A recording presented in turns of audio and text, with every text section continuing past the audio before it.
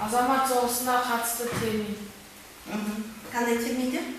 Жаңа экономикалық саясат, әскери коммунизм, кіші қазан, жымғастыру, индустрияландыру.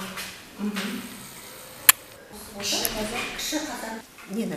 Отарлаудың жағымды жақтары, отарлаудың жағымсыз жақтары.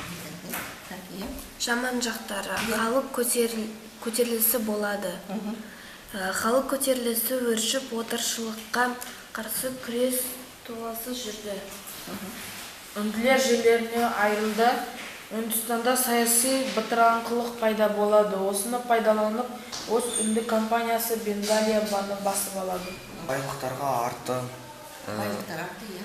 Отарлаудың арқасында Англия өзіне Индияның байлығын алып отырды.